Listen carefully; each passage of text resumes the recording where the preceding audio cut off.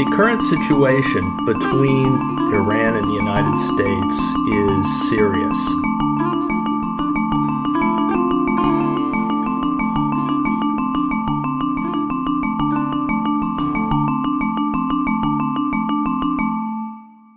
It is clearly the most serious situation since our rivalry with the Soviet Union up through the early 1980s. It is serious because we are threatening them with first use of nuclear weapons. The plan for Iran is targeted military strikes from the air, targeting nuclear facilities to create instability in Iran that would lead to an internal takeover. So it wouldn't need more troops. It's basically what it needs is the will to move forward on it. The Bush administration has the will. We can see that the administration is doing the same damn thing that it was doing to get us into that horrible war in Iraq. And that is, it's putting out propaganda. It's misleading the public. Well, Vice President Cheney stood on an aircraft carrier 150 miles off the coast of Iran today to deliver a blunt message. We will stand with others to prevent Iran from gaining nuclear weapons and dominating this region. Why is the U.S. government trying to start a war with Iran? Basically, until 1979, U.S. and British oil companies owned most of Iran's oil. In 1979, with the Iranian Revolution, the oil companies were kicked out. Since that time, I think it's safe to argue that U.S. and British oil companies and our governments have felt that that oil really belongs to them and have been trying to get it back. It's a tremendous amount of oil. Oil is not just about the profits that would be yielded to oil companies if they owned the oil, although it is a lot about that. It's also about the global power garnered by who controls the last bits of global oil supply. 2/3 of the world's reserves of oil and natural gas is in the Middle East Central Asian region. The largest is in Saudi Arabia, the second largest in Iraq, and the third largest in Iran. Control of this region has been policy since the U.S. emerged a new world power after World War II. In order to dominate the world, we must control the world's oil, and we must not tolerate countries that show how independence and defiance of the U.S. is possible. Plain and simple, the U.S. agenda is world domination. Please, Chick, that hurts. Don't do it anymore. Are you gonna be on my side if I let you up? Sure, Chick, sure. I'm on your side. Just set me up. I'll do anything you say. Controlling oil means you have a stranglehold on the world economy, and you have a stranglehold on countries who use oil. Either they depend on it for their economy or they import oil. The U.S. established business and military partnerships with the dictators in the region. The Saudi royal family in Saudi Arabia, Saddam Hussein in Iraq, and the Shah in Iran.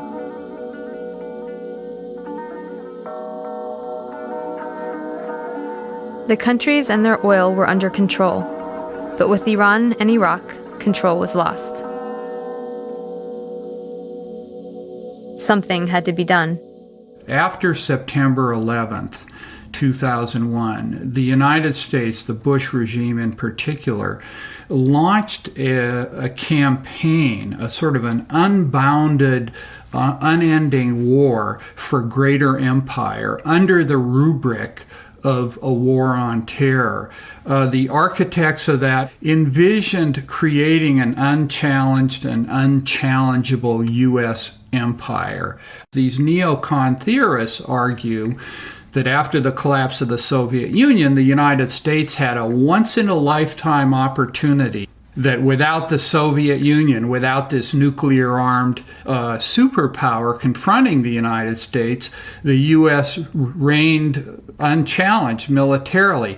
And if it did not act decisively, new challenges would emerge and it would go the way of other empires. I mean, the Russian empires collapsed twice in the 20th century. The Austro-Hungarian, the French, the British empires rise and fall increasingly quickly, and people like Paul Wolfowitz, like Dick Cheney, like Lewis Libby were very aware of this. So when September 11th came, they seized on this attack. They felt they had a political opening.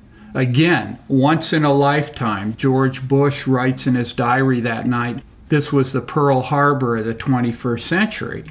A once-in-a-lifetime opportunity to launch this boundless war to reshape the Middle East and the whole world. The U.S. invaded Iraq and removed a brutal dictator from power, a dictator that we supported through his worst crimes.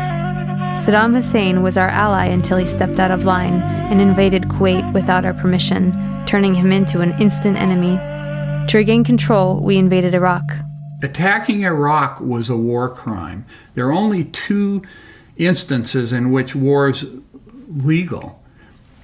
UN authorization, which the United States didn't have, or an imminent threat.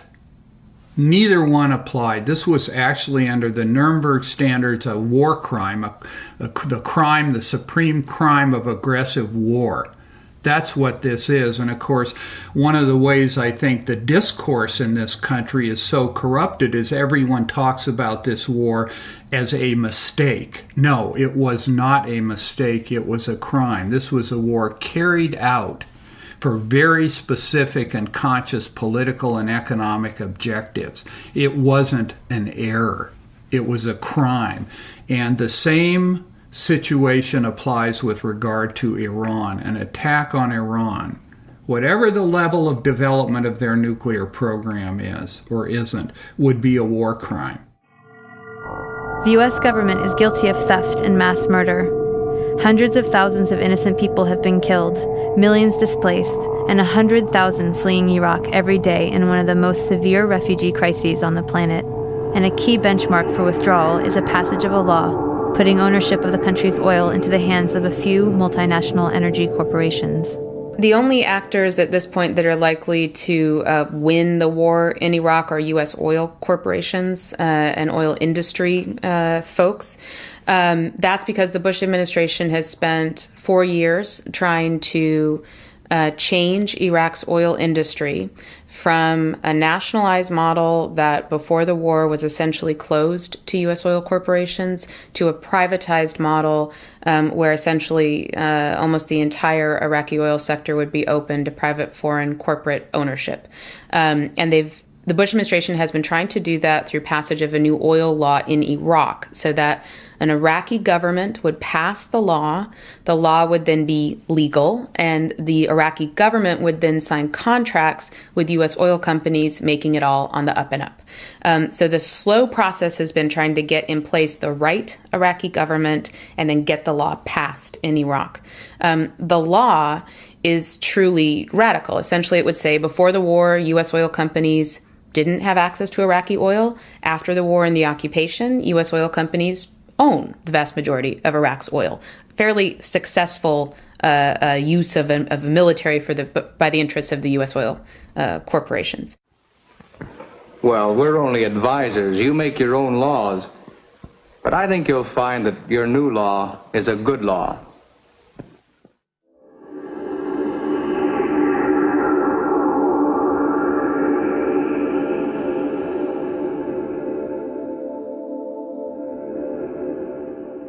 Gaining control of this Middle East, Central Asian region, knocking down any obstacles, whether they be in the form of anti-U.S. movements or states such as Iraq, Iran, Syria that weren't firmly under U.S. control. Once having done this and gained control of this region, Bush, Cheney, and company felt this would put the United States in a position, it would be a key element of preventing the rise of any challenger to U.S. power globally or regionally. And of course, the 2 main countries they've been worried about are Russia and China. Now, this is something that these people conceive of as essential to the functioning of U.S. capitalism and to the continuation of the United States' role as the world's leading superpower. This isn't a frivolous or capricious exercise in their view. Now, of course, within the ruling class, there are plenty of people who argue they mishandled it and so on and so forth. But the core view. Now, one of the great ironies here is that the United States went into Iraq, as we all know, on the basis of very naked and blatant lies. There was no intelligence failure. They knew full well Saddam Hussein was not a grave and gathering threat and that he had been largely disarmed. But they felt that Iraq would be a good first step after Afghanistan to establish themselves in the region and from there take on Iran, take on Syria, forcibly crush the Palestinian struggle, strengthen Israel as a regional gendarme, and so on. But the irony is that Iraq has boomeranged. Iraq has actually weakened U.S. power in the region, strengthened Iran's power, and in that way actually added to the necessity they feel to take Iran down. Now the U.S. government is building the case for another unjust war, this time with Iran. The goal once again is regime change, to reclaim Iran as a client state favorable to U.S. military and corporate interests, including non-opposition to the Israeli government. Like Iraq, we are hearing more stories about Iran supporting terrorism and more warnings not to wait for the smoking gun to be a mushroom cloud. There are some similarities and some differences, and once again the news media is failing to give us the information we need, preferring instead to act as a megaphone for our government.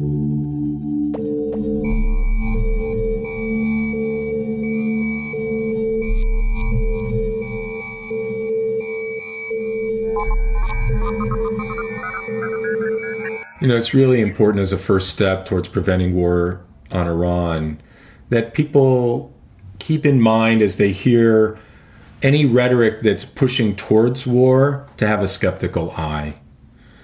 That the history of buildups to war, not just in Iraq or Iran, is rhetoric that is built on lies, the classic Vietnam Gulf of Tonkin, and just to not buy into it and be prepared for the big lie and be prepared not to believe it.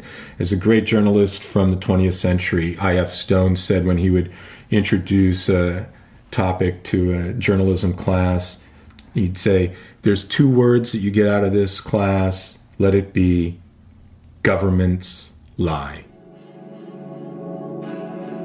Our country is presented as defending itself against a ruthless enemy, and to do this, we must hide any history that shows what we did to start the fight and how we escalated it until we could appear justified striking back with a crushing blow. Iran is a perfect example, and a war on Iran would amount to terrorism.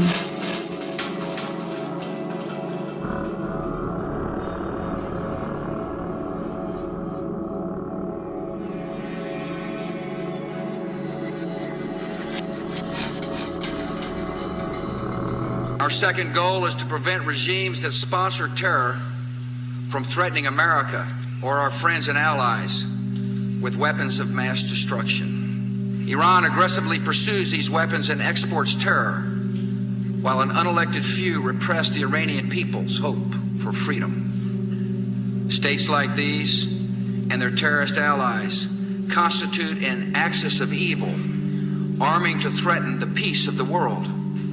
Iran is being positioned as the next front in the global war on terror. Despite the PR campaign to convince us otherwise, the U.S. government does not place a high priority on preventing terrorism.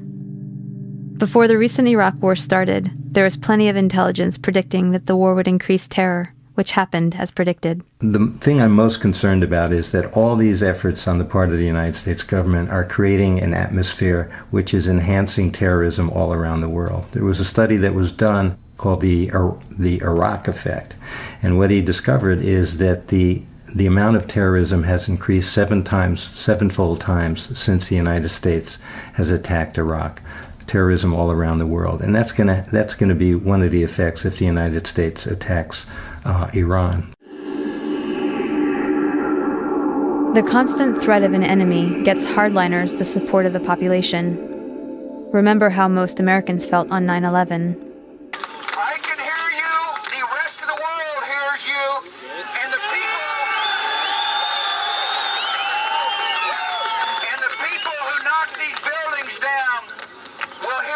us soon.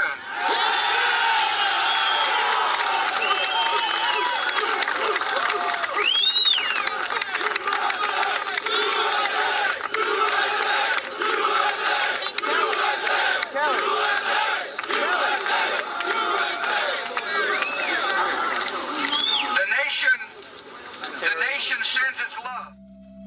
When a country is at war, it needs a strong leader who will not appease its enemies. It must convince the population that its enemies are irrational and bent on its destruction. It works for the hardliners in Tehran, just like it works for the hardliners in Washington. This brings us to Ahmadinejad, the much maligned, ultra-conservative president of Iran. As can be expected, his unrepentant, anti-Zionist, anti-Israel displays and defiance of U.S. demands to abandon the nuclear energy program are the media focus for our official enemy. When it comes to Iran, I think it's important that people keep Iran in perspective. Iran does have real ambitions of being a major power in the Middle East, and that's something to take very seriously. And their current president, Ahmadinejad, is somebody who loves to make provocative speeches and to do some really awful things. Particularly for Jews and for Israel, the conference that was held in Tehran a few months ago, that was essentially a celebration of Holocaust denial. However, Iran tried to sort of tone that down. That's essentially what it was. This is something that really raises people's anger, and is certainly seen in the whole world as very provocative. On the other hand, there is this sense that Iran is a religious fanatic country that is willing to see as even have nuclear weapons fired at itself in order to wipe out Israel, and that's just preposterous. Iran has always been a rational player in world politics, which doesn't mean it's been nice, but it's pursued interests and tried to be a part of the global community. The United States has not been open to that since the revolution in 1979, but most of Europe has, and has been dealing with Iran ever since then. There's a competition in the region for regional power. So U.S., as we all know, is trying to get footholds in Iraq, and they have presence in Afghanistan and other parts of the region.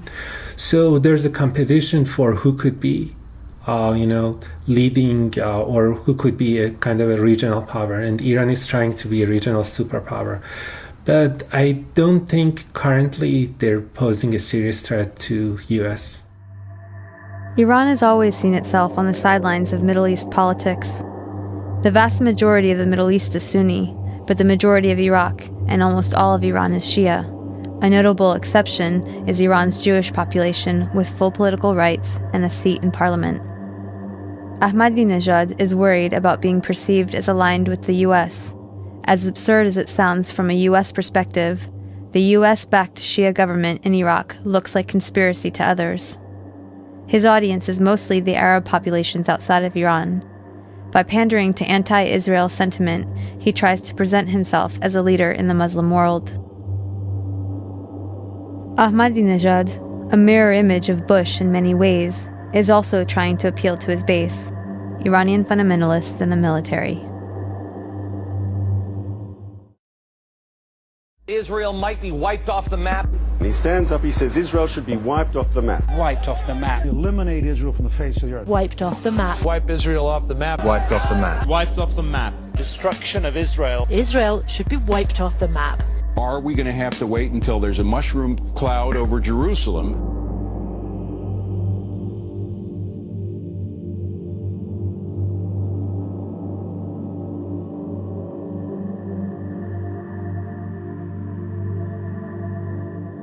I think one of the things that we hear about Iran that's misleading is that the president, Ahmadinejad, is said to be really the person who's in charge in Iran. And in point of fact, especially when it comes to foreign policy, it's the Ayatollah Khomeini who's really in charge. And so we get a lot of, the media tends to report when Ahmadinejad says these really crazy things like it wants to wipe Israel off the map. But what it doesn't report is when Ayatollah Khomeini says that Iran is willing to back the Saudi peace plan in the Middle East, which really is a plan to normalize relations with Israel if Israel withdraws entirely from the occupied territories in the West Bank, Gaza, East Jerusalem. We don't hear about that. So we know that we're being set up to demonize, to think of Iran as this horrible country and really to demonize it. What must be understood is that the office of the President of Iran is not the same as the office of the President of the United States. The media should be focusing on Ahmadinejad's boss, the supreme leader, Grand Ayatollah Khamenei. He has total power over the foreign policy, over the military, and the nuclear program.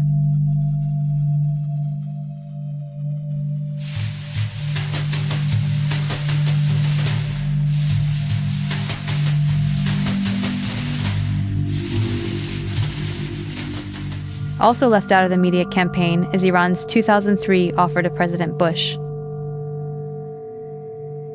In exchange for being removed from the axis of evil, a guarantee of security, lifting of the sanctions, and allowing Europe to resume investing in Iran, Khamenei approved an offer to put all outstanding issues on the table. He offered to allow full nuclear inspections, to withdraw support for Hezbollah and Hamas, and to normalize relations with Israel if Israel withdraws from the occupied territories. The offer was delivered to Washington by a Swiss diplomat who was censured for even acknowledging it. The U.S. chose escalation over peaceful resolution. The president of Iran is somewhat of a figurehead, and in order to gain influence, he is trying to appeal to the resentment of America and Israel that is rampant throughout the region.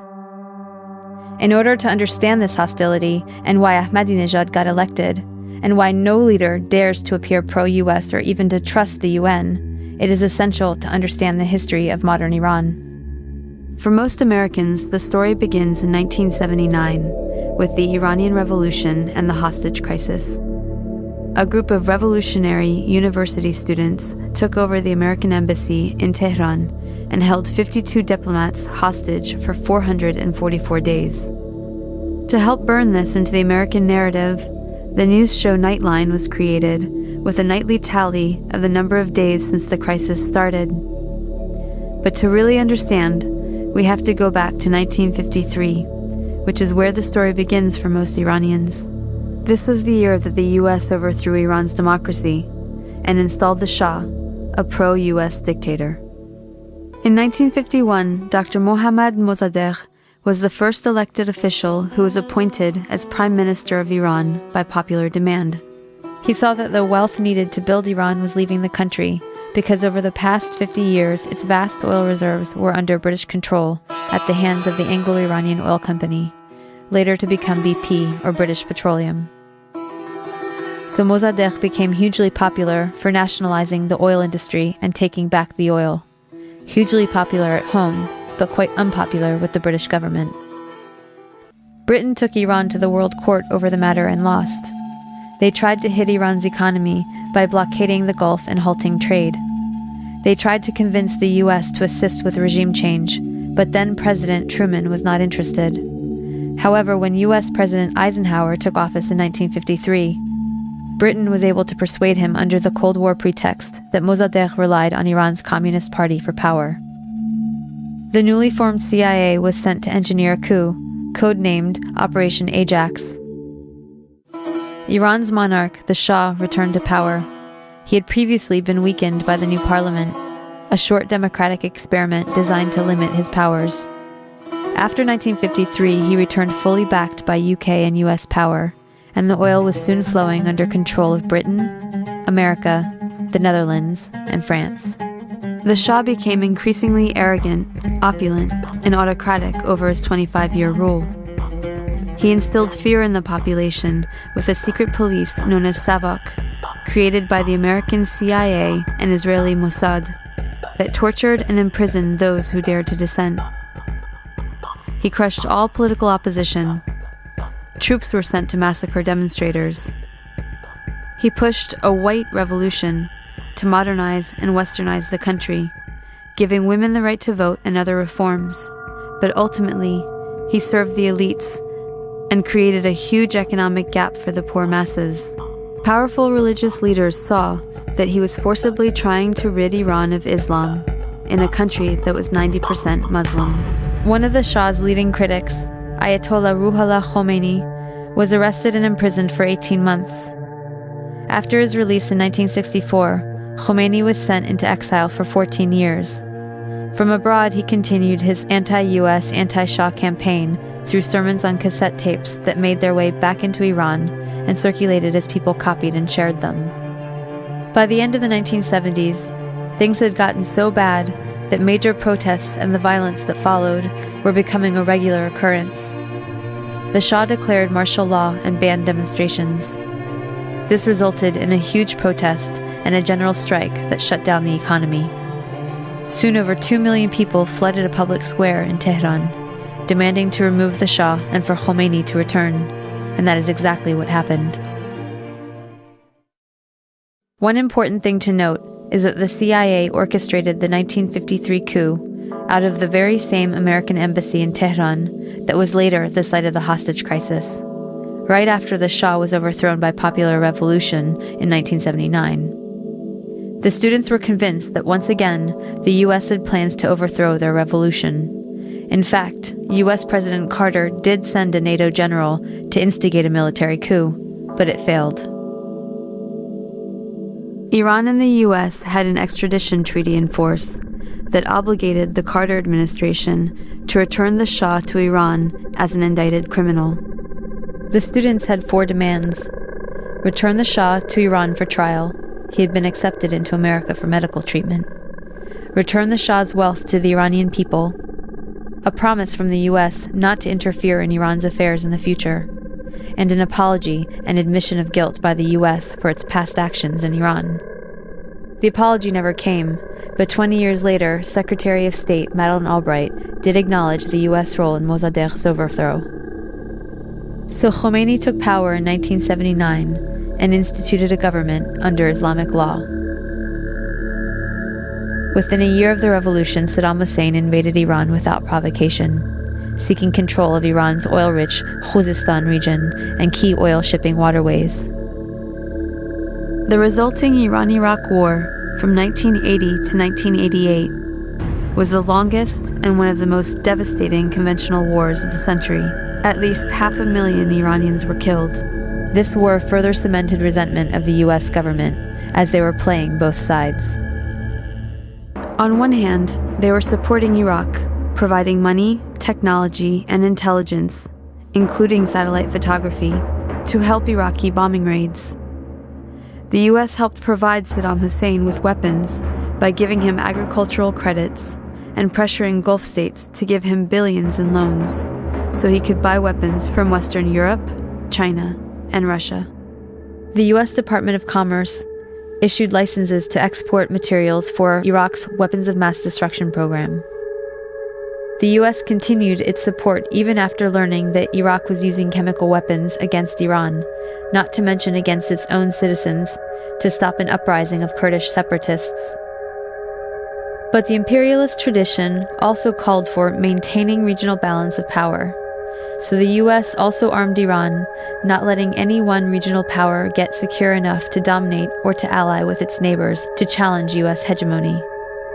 In this case, it came in the form of the Iran-Contra scandal.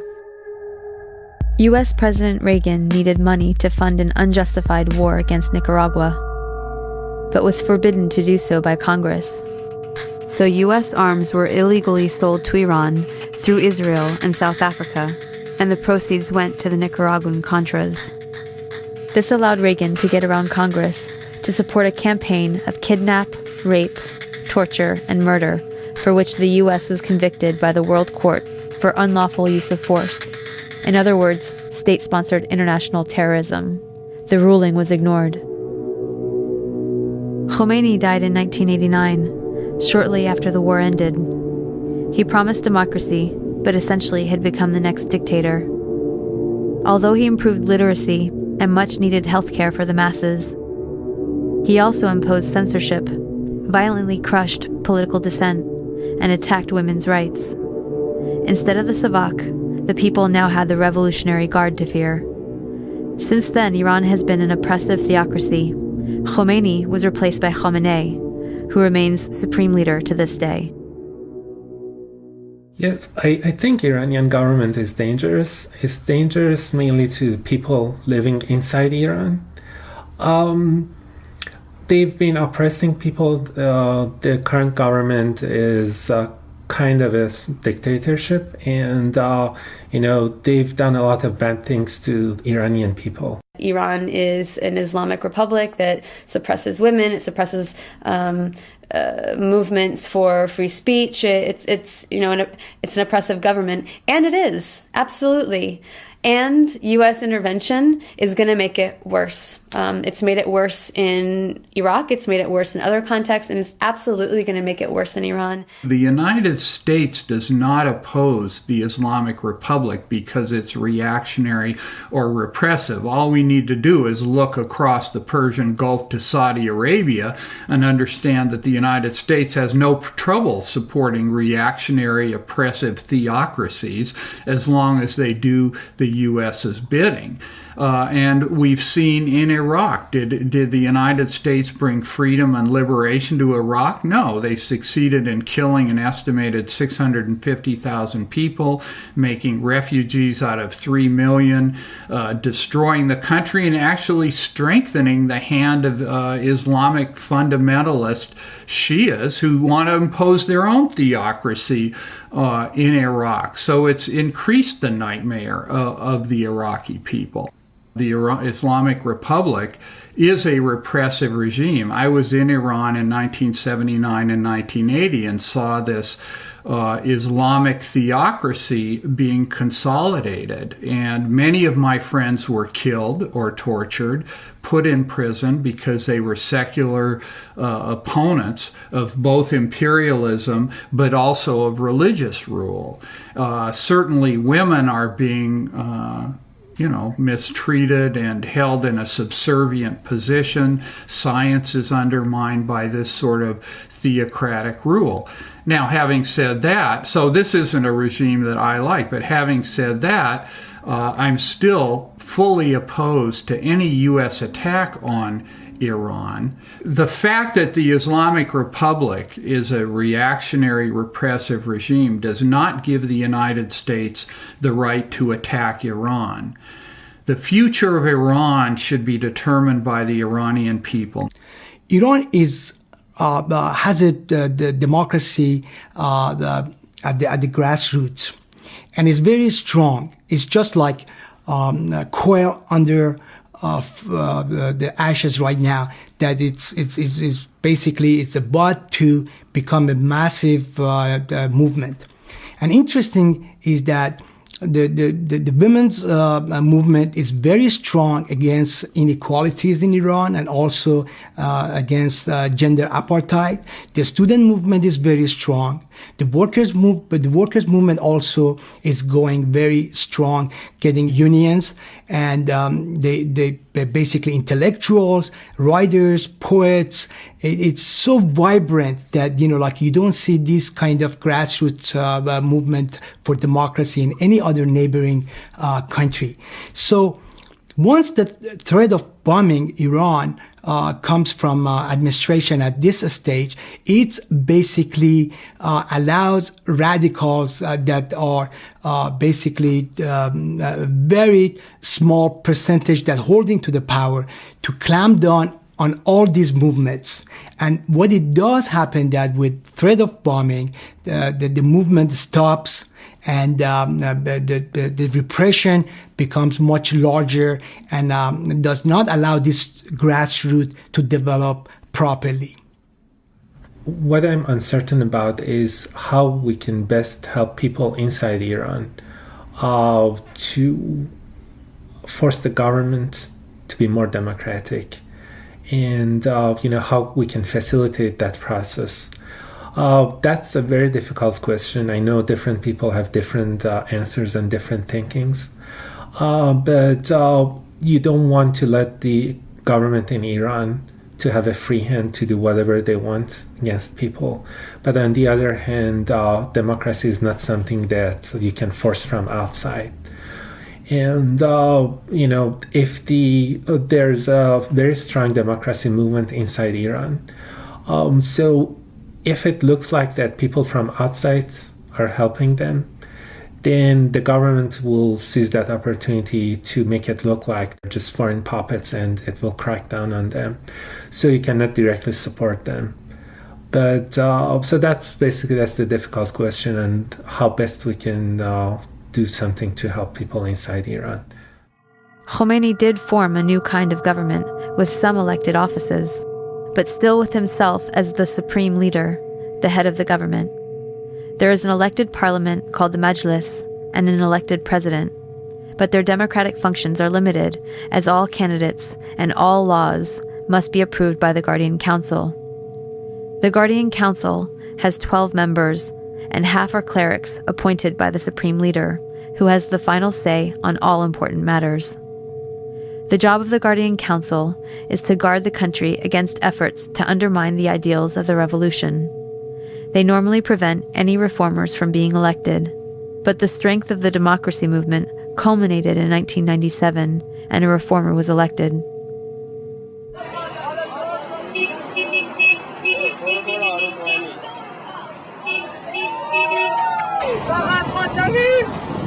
Only Khatami! Salam!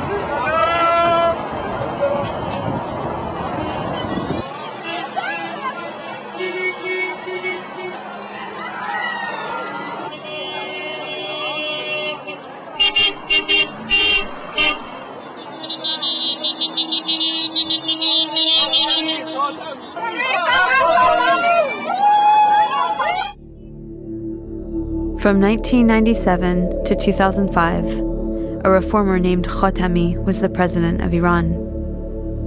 70% of Iran is 30 years old or younger, due to Khomeini's urging people to have children at the start of the revolution, and losing many of the older generation in the Iran-Iraq War. He won the election, in large part due to support from women and the country's youth, who pressed their parents to vote for him.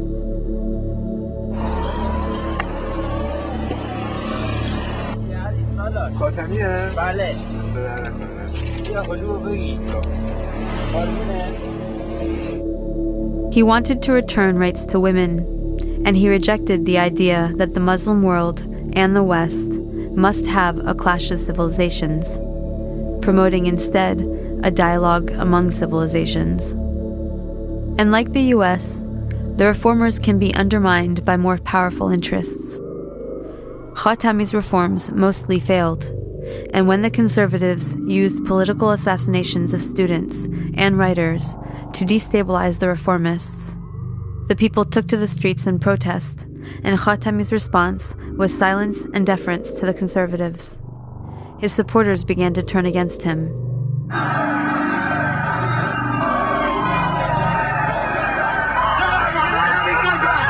Khatami's reformist presidency was also undermined by the US, despite gestures of goodwill towards America from the people and the government of Iran.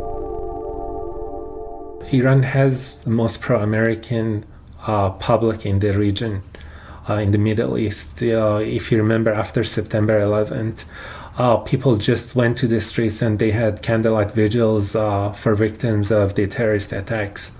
So people in Iran really like Americans. In addition to candlelight vigils in the streets of Tehran, Iran's supreme leader condemned the mass killings of 9/11 and compared them to the genocide in Hiroshima and Bosnia. Then, when the US invaded Afghanistan, Iran had a mutual interest for stability. They helped to oust the Taliban and to get the warlords that controlled the country outside of the capital to cooperate with the new US-backed president, Hamid Karzai. Indeed, without Iran's tacit approval, the Afghani government could not take hold. In 2002, when Bush named Iran as part of the Axis of Evil, it came as a shock to Iran. In 2003, when Bush invaded Iraq, it was obvious where things were headed, and it was less of a surprise that he rejected Iran's offer to give in to US demands on all outstanding issues in exchange for guarantees of security. The Bush administration has no interest in a more democratic Iran. If they wanted to help Iran's democracy movement, They would have helped the reformers by accepting the offer, and they certainly wouldn't have designated Iran as part of the axis of evil. In 2005, enough people shifted support to the hardliners to put Ahmadinejad in office. A former mayor of Tehran, he had a reputation for being incorruptible and was the first non-cleric to win. He campaigned as a man of the people who promised economic prosperity for the poor masses. His main opponent, Rafsanjani, was a wealthy moderate cleric, and the reformers didn't dare run in elections that year. Many reformers even became anti-US. The US further helped the hardliners by getting the population to rally behind them on the nuclear energy program for peaceful civilian use, an inalienable right guaranteed to them by the Nuclear Non-Proliferation Treaty, or the NPT. The Non-Proliferation Treaty is a treaty that was signed in the late 1960s, and its aim was to curb what we call the horizontal proliferation of nuclear weapons. In other words, countries that heretofore had not had nuclear weapons power status would not themselves develop nuclear weapons. It was a bargain between the nuclear powers at the time, France, England, the United States, Russia, and China, and what we call the nuclear have-nots, that in return for them having the ability to develop civilian nuclear power, they would not use that technology and know-how to develop nuclear weapons. The nuclear weapon states themselves were pledged under Article 6 of the treaty to themselves undertake vigorous programs towards disarming their nuclear arsenal. Those nuclear weapon states have failed in their part of the bargain, and they've held on to their arsenal, setting a very terrible example for the rest of the world.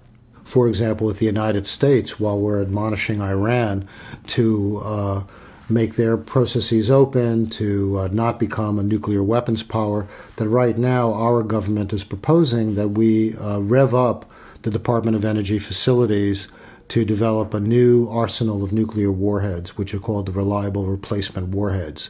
This project, which is projected to cost in the hundreds of millions of dollars, represents new nuclear weapons. And it's a shame that our government is actually taking the lead in starting a new nuclear arms race. It is actually our government with the largest nuclear arsenal that should be taking the lead in disarmament and to set by example the path that other countries should take.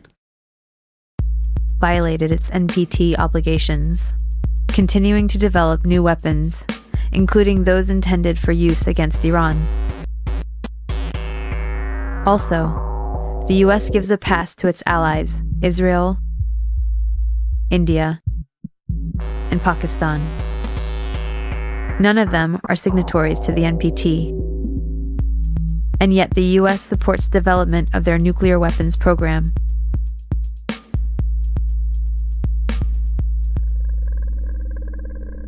Given Iran's vast oil reserves, many question the need for them to pursue peaceful nuclear energy, but there are valid reasons, as the US must have recognized when Iran was an ally under the Shah, and the US pushed for Iran's nuclear development program, correctly arguing that oil will eventually run out. It is more profitable to export the oil, especially in the future when the price goes up. Also, even though Iran has plenty of crude oil, it lacks refineries. Sanctions has meant no major investment in the oil and gas sector, and the country still hasn't been able to recover enough to keep up with demand from the destruction of refinery capacity during the Iran-Iraq War. With its huge population growth and expanding industrialization, Iran actually relies on imports for refined oil. Then there is the matter of national prestige and pride. As a country that is a regional power, it will not give up its inalienable right under the NPT to have a nuclear program for peaceful use. How would Americans feel if our right to nuclear energy and research was taken away? We live in a world where there are a lot of pressures to compete in what I would consider the world capitalist system, pressures that in terms of the Iranian leadership and trying to jockey for world position that they look for. And part of this is what has unfortunately been the path, in my view, that other countries have taken as well, is to look for being able to potentially have status in the world and to develop a nuclear program. I don't know if that's where the Iranians are headed, but the potential is there. Lastly, Iran likely wants the option to be able to build a nuclear deterrent on short notice if needed, just like Japan and dozens of other countries. Iran placed its confidence in the UN and international community to protect it at the start of the Iran-Iraq War, when Saddam Hussein crossed the border and invaded it. But the UN stood by and did nothing, even when it became clear Hussein was using chemical weapons against the Iranian resistance. Iran understands that it must be able to protect itself. I look at the rest of the region, and I look at whether they wanted to have a nuclear weapon, which, as I understand it, they're not actually developing a nuclear weapon right now. But if they did, even though I'm against nuclear weapons, all nuclear weapons, I can understand the logic of deterrence. I see India, I see Pakistan, I see Israel, I see they're at odds with their neighbor and nearby neighbor Saudi Arabia. And then I look at North Korea barely having a bomb and delivery systems and the United States not going at war with them. It looks like, from Iran's perspective, in my mind, that they would think that they should have a nuclear weapon. And yet polls there show that they want to have the right to it, as any other country would have a right to nuclear energy. But it's not clear that they're developing nuclear weapons, though I would understand why they would if they were. While holding the option to develop nuclear weapons if needed, there are good reasons why Iran would hope not to have to exercise that option. The last thing it wants to do is alienate neighboring Arab countries, who might align with the US if they feel threatened by knowing Iran has nuclear weapons.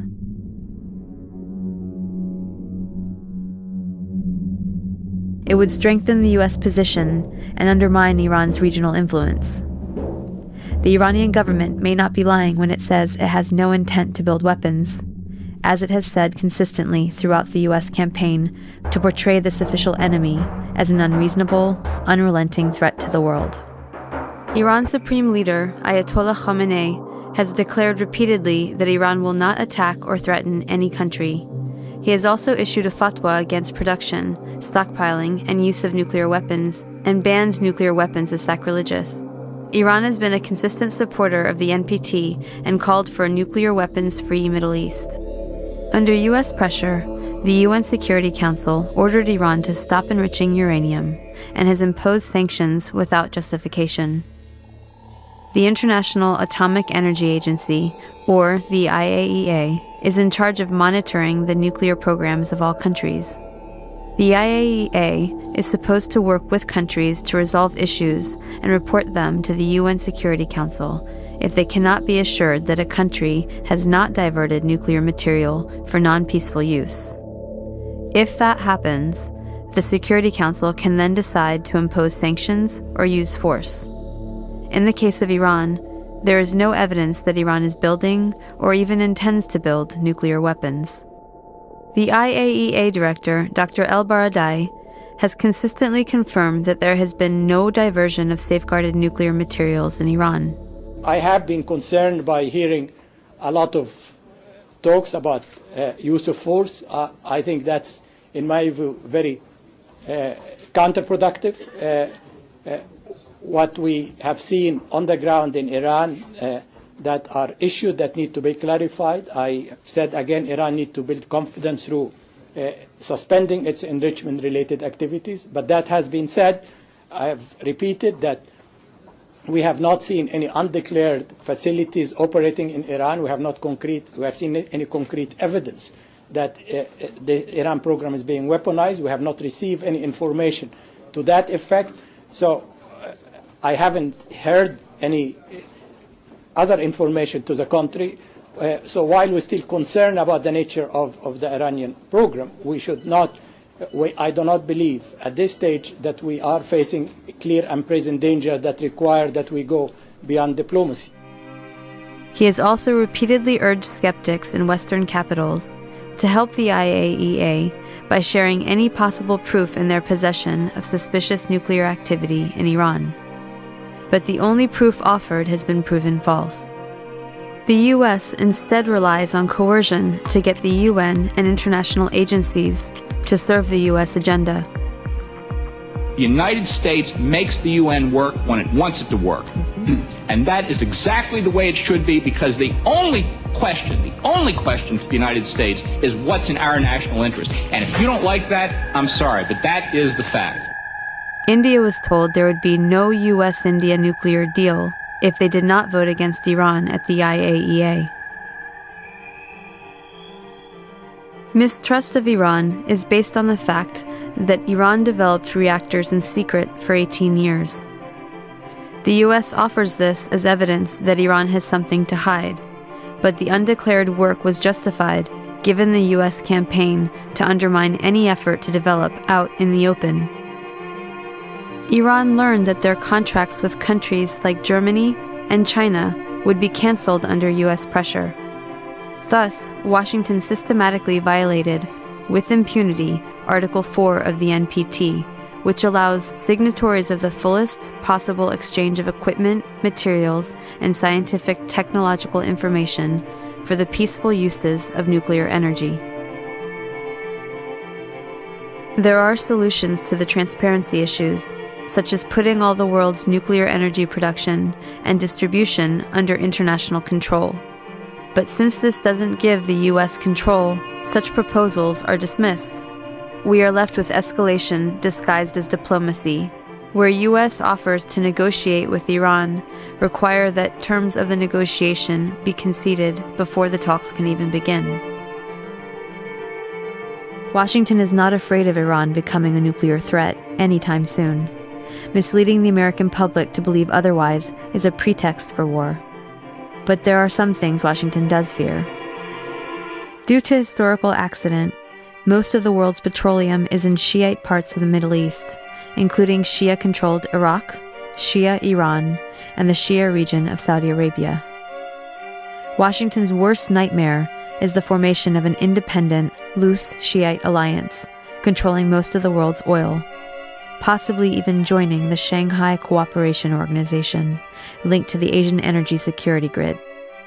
U.S. economic rivals China and Russia are members, and Iran is an observer. The U.S., however, is shut out. Also, Saudis and Japanese are holding financial reserves in U.S. dollars, propping up the U.S. economy. If the energy grid expands, they may diversify, causing the value of the dollar to plummet. The economic problems for the U.S. could be huge.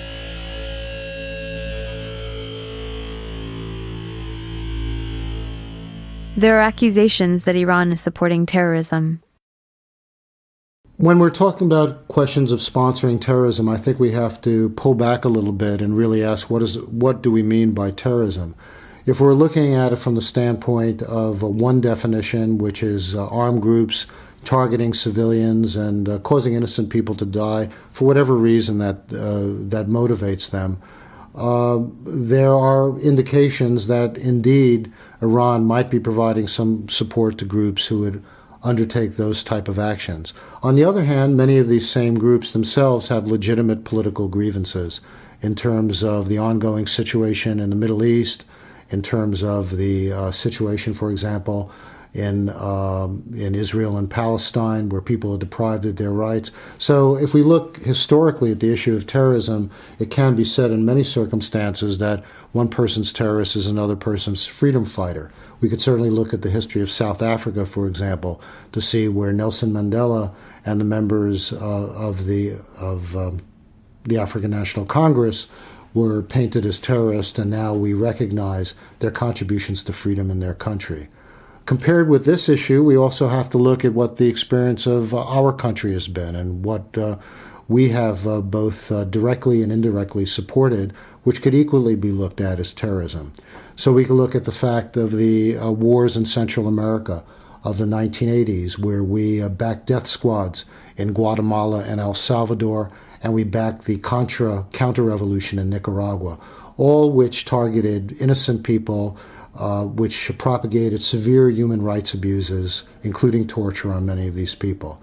We could look also going back to Africa in terms of the United States cooperation with South Africa in suppressing the frontline regimes in Angola, Mozambique, and Guinea-Bissau, countries that at the beginning had a real chance to make real change in their countries in the post-colonial era, but because of our interest in countering Soviet power during the time of the Cold War, we backed the most ruthless mercenaries, and millions of people died. The consequences of those types of policies, which are equivalent to what the carnage wrought by terrorism, has been, for example, in Africa, countries that are awash with arms, that our country permits small arms, hundreds of thousands to flood places like Africa, where the really terrible wars in places like Sierra Leone and other countries in West Africa flourish. So again, we really have to look at the responsibility going across many different countries in this case, and in particular, since we're here in the United States, to look at the prime responsibility of our country being the strongest superpower in the world is basically dictating the course of action for much of the way the rest of the world runs.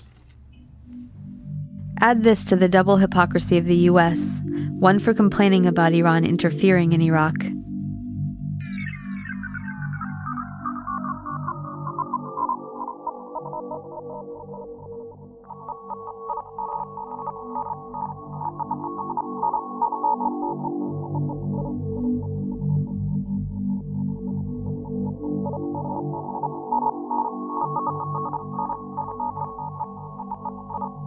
And two for U.S. sponsorship of terrorism in Iran.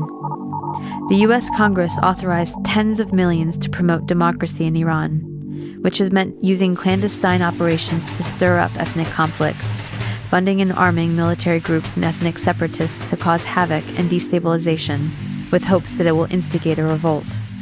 These are the same accusations being made against Iran.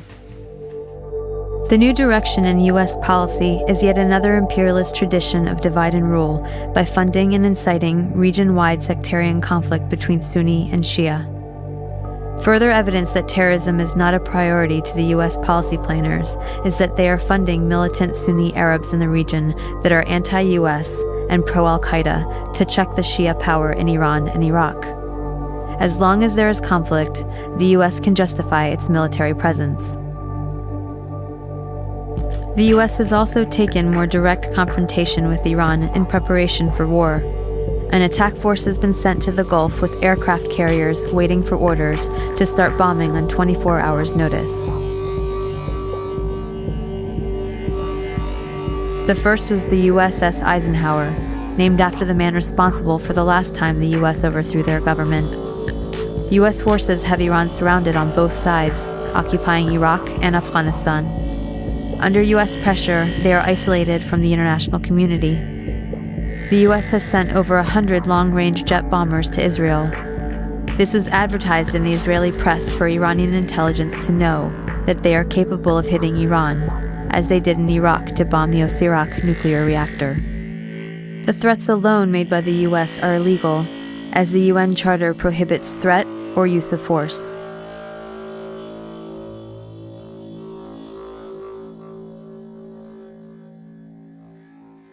But if this war happens, it may differ from Iraq in the sense that Iraq was a planned invasion from the beginning. Iran is a game of chicken that could turn into a war.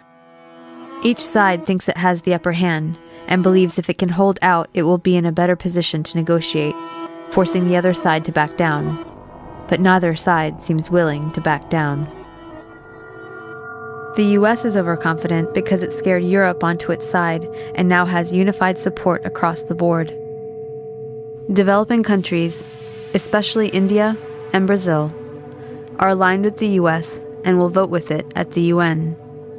Even Democrats at home are on board, with all the leading presidential candidates stating, "A nuclear Iran is intolerable," and "All options are on the table." There is a consensus. This is perhaps the most serious problem.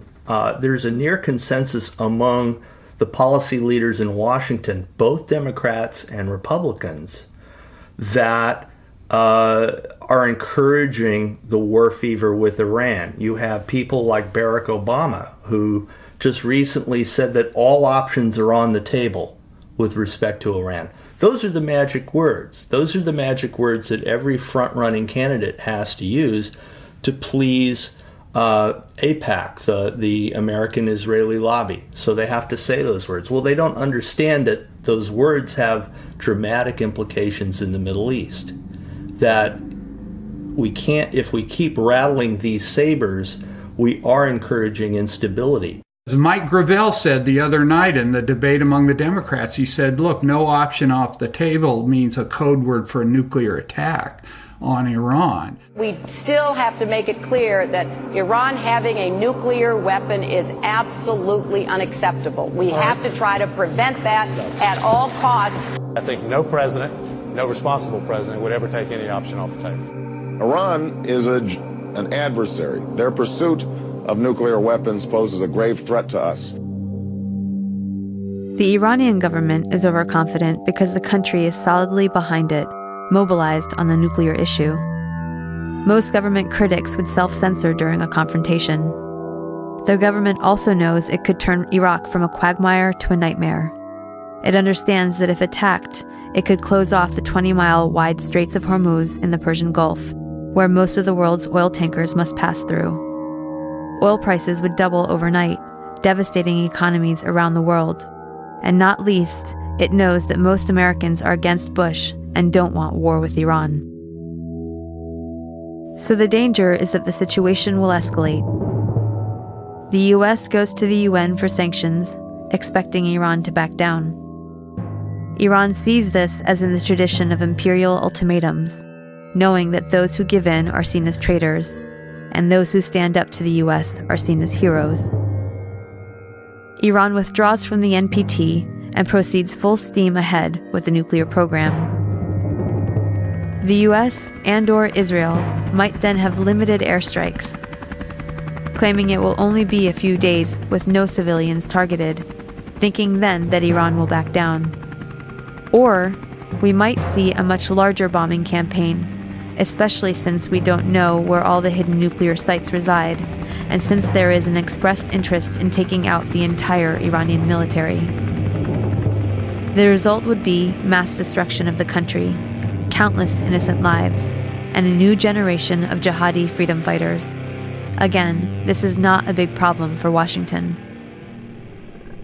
Iran's response would not be to directly attack the US or Israel, knowing it would mean the instant destruction of Iran. Instead, it would likely hit back where it has the upper hand, in Iraq and Afghanistan.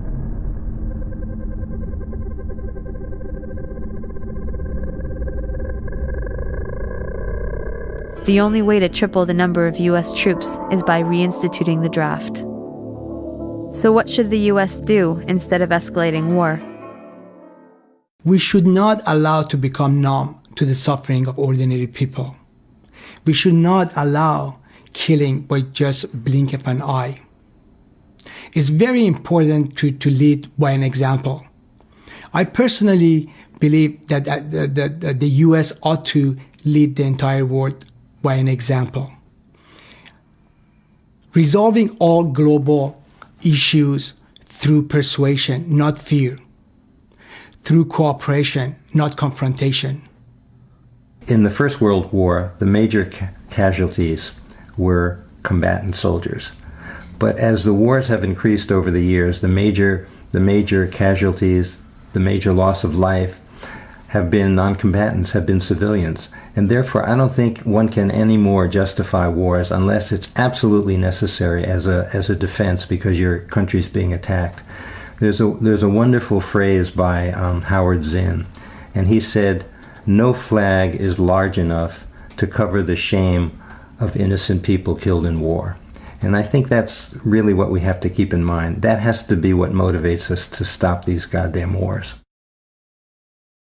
A war would be unjustified, first off, because there are many other ways to try to deal with the situation in Iran without going to war. So we have international mechanisms such as having mutual support from the nuclear weapons powers and from the nuclear wannabes to be able to work the issue of the Iranian nuclear program out through diplomacy and, again, by having mutuality in terms of respect for the treaty, whereby the nuclear weapons powers would lead by example. And sanctions, even, which is not diplomacy. Sanctions are an offensive act that will not bring reduced tension. The United States, has used nuclear weapons. We are violating the Nuclear Non-Proliferation Treaty. We are violating, I think, the Anti-Ballistic Missile Treaty. We are on the verge of wiping out international law as a basis for governments in conflict not going to war. We have over 10,000 nuclear weapons. We have by far and away the largest military in the world, and we think we're exceptional. We think that we are not bound by international law, and history tells us that every country that treats itself as exceptional eventually gets into big trouble. The Germans thought they were exceptional. Before that, the British thought they were exceptional. And over again, governments and peoples that think that they are the chosen one, that the laws of international conventions don't apply to them, eventually they do get their comeuppance. We have to become less exceptional in our attitudes towards these countries and a little bit more appreciative of their history. That has not happened. Unfortunately, that's going to require a significant change of consciousness. We can end the threat to the U.S. if we end the threat we make to others. We must end the U.S. threat to Iran. End the sanctions. Live up to our end of the NPT and stop developing new weapons. And reduce the ones we have. Sit down and negotiate. But in order to achieve a lasting solution against imperialist aggression, both our own and any powers that arise in the future, sooner or later we need to have fundamental changes in support of international law and justice. We should make the UN Security Council a rotating body with no permanent members, not allow any country to have veto powers, and we need to accept the authority of the World Court. Intervention should only be allowed according to the rules of international law set by the UN. The US should withdraw from Iraq, Afghanistan, and the rest of the Middle East and pay reparations. We should end US contracts so Iraqis can rebuild Iraq. We should help Israel and Palestine achieve peace by not vetoing the UN resolution to return to pre-1967 borders. We must renounce the U.S. strategy of global military and economic empire. There's a dynamic that's going on in the Middle East of what I would refer to as two outmodeds clashing with each other. An outmoded form of politics and economy from the West, in other words, empire or imperialism, clashing with an outmoded form of politics and ideology in countries like Iraq and Iran and so on, which is Islamic fundamentalism. Neither one of them really offer a future to the people either in this country or in the Middle East, in my view. And yet, in their clash, they actually reinforce each other. A U.S. attack on Iran, and if Iran responded or stood up in any way, would greatly fuel this. Many millions of people, even secular people, would feel compelled to support Islamic fundamentalism simply to oppose this horror that they're seeing coming from the United States. And it's my view that we have to create a third way. I mean, one of the things I think is so important about people in this country resisting is that it sets an example for people across the world that it's possible to have an alternative to imperialism that is not simply based on religious fundamentalism. I understand that this system that we live in is riven with contradictions, that it's in motion and that it may seem all-powerful. but has very many fault lines within it. And those can erupt with very little warning. In Iran in 1978, Jimmy Carter said Iran, the Shah, was an island of stability in a troubled world. A year later, he was fleeing for his life, and a quarter of the population, 10 million people, were in the streets protesting.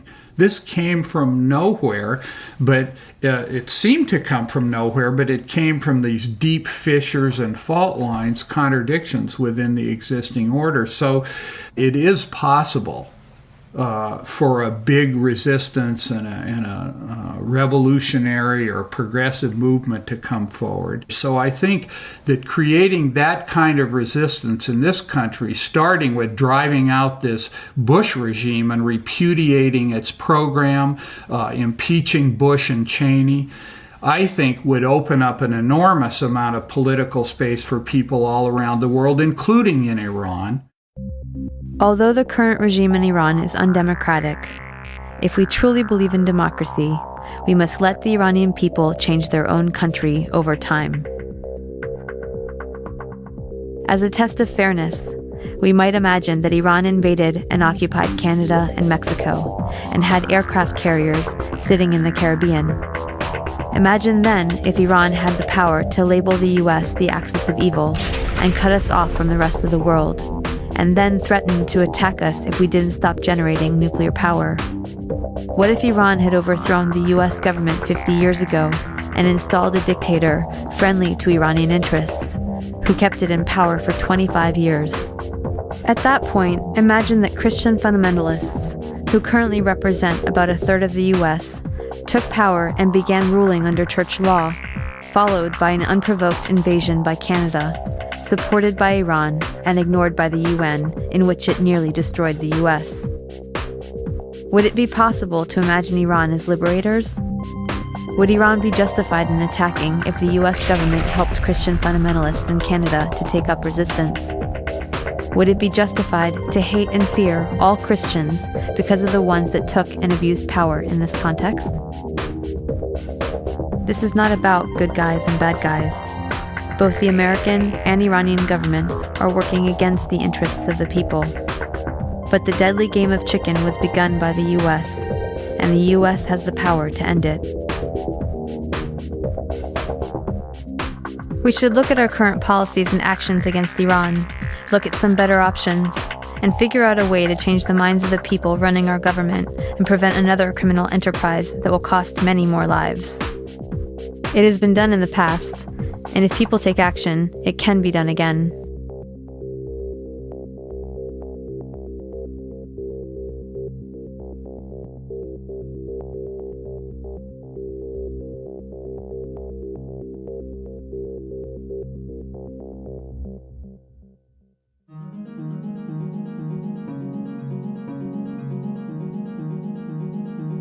My name is Sahar Driver. I'm an Iranian American living in the Bay Area. I'm in the doctoral program in a post-colonial anthropology program.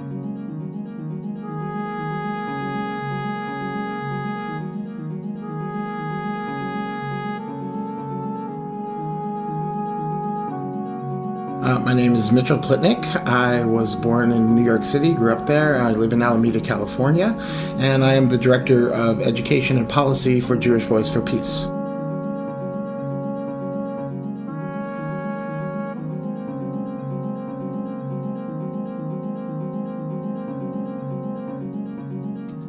My name is Jim Haber. I'm from the San Francisco Bay Area, and I've been helping run a soup kitchen for the last 21 years, full-time for 13, providing service as well as advocacy and organizing.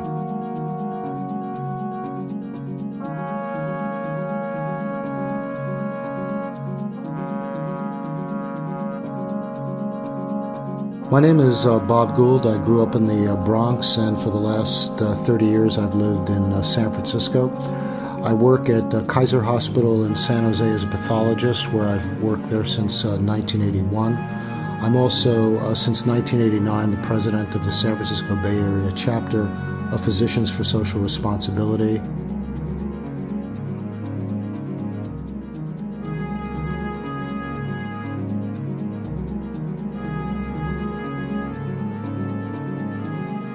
My name's Antonia Yuhas, and I live in San Francisco. I'm an activist and an author.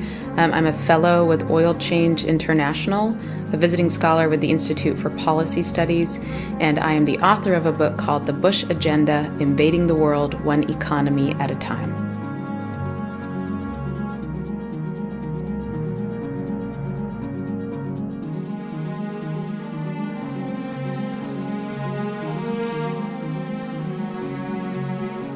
My name is David Glick. I live in Fairfax, California, a small town in Marin County. I work as a psychotherapist. I've been doing that for about 30 years, and I spend a lot of time doing political activism of different kinds around social justice and peace issues. And in my spare time, I write poetry.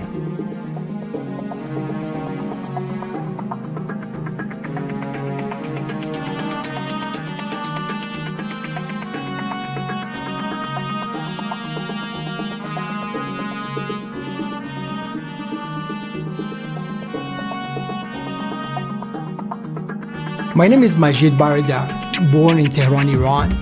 I've been here in the United States last 35 years, and for last 28 years I've been a U.S. citizen. My profession is civil and earthquake engineering that spans over 26 years.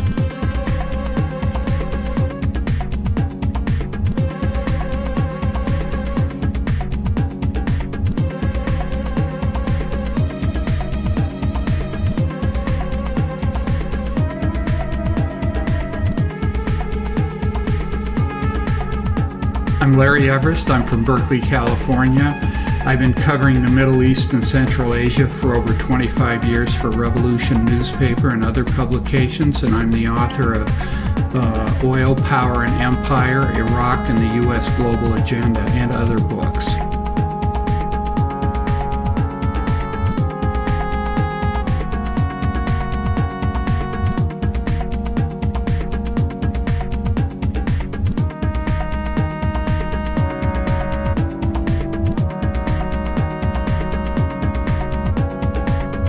My name is Mike Valuva. I'm an attorney. I'm in private practice in Walnut Creek. I am also counsel to the Western States Legal Foundation, which is a peace and environmental foundation based in Oakland, California.